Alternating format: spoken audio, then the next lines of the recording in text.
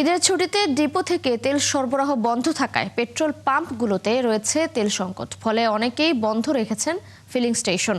আর খোলা থাকা পাম্পগুলোতে রয়েছে যানবাহনের দীর্ঘ লাইন। চট্টগ্রাম থেকে আরো জানাচ্ছে সহকর্মী প্রণবেশ চক্রবর্তী। প্রণবেশ, চট্টগ্রামের ফিলিং স্টেশনের পরিস্থিতি কেমন দেখতে পাচ্ছেন এবং তেল সংকটের বিষয়ে ফিলিং স্টেশন মালিক ও ক্রেতারা কি বলছেন? ফিলিং স্টেশন গুলোর এখন যে পরিস্থিতি, আসলে এখন সকাল 8টা থেকেই মূলত ফিলিং স্টেশন গুলো খোলা হয় নগরীর মধ্যে।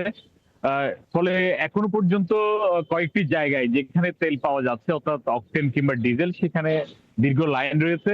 তবে আমি যেটিতে রয়েছি এটিতে কোনো লাইন নেই, কারণ এখানে আসলে এখনো পর্যন্ত ডিজেল দেওয়া হচ্ছে না। অকটেন যেগুলো আছে সেগুলো পাচ্ছেন, কিন্তু বেশিরভাগ চট্টগ্রামের অনেকগুলো ফিলিং স্টেশনে ডিজেল পাওয়া যাচ্ছে না। আর যেগুলোতে পাওয়া যাচ্ছে সেখানে দীর্ঘ সারি রয়েছে, রেশনিং করে দেওয়া হচ্ছে, অর্থাৎ চাহিদা অনুযায়ী পাওয়া যাচ্ছে না।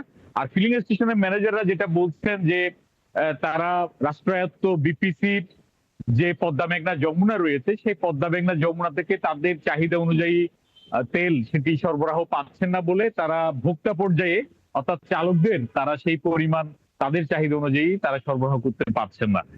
এবং ঈদের বন্ধ থাকায় প্রথম 2-3 দিন অনেক পদ্মা মেঘনা যমুনা সেখানেও তাদের তেল সরবরাহ ছিল না।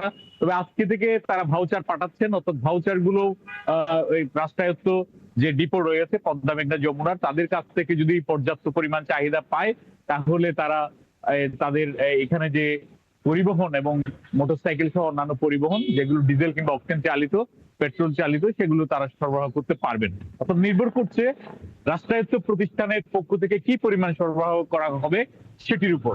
তো ভাউচার গুলো আসলে তখনই তারা সরবরাহ শুরু করবেন বলে এখানকার ম্যানেজার যারা রয়েছেন তাদেরকে তারা আমাদেরকে জানিয়েছেন।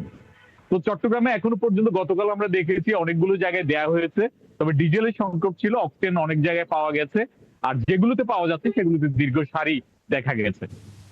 প্রণবেশ, আপনি আছেন, সেখানে থাকবেন আমাদের সঙ্গে, নিশ্চয় পরবর্তীতে আবারও যুক্ত হব। দর্শক, চট্টগ্রামের ফিলিং স্টেশনের খবর জানাচ্ছিলেন আমাদের সহকর্মী প্রণবেশ চক্রবর্তী।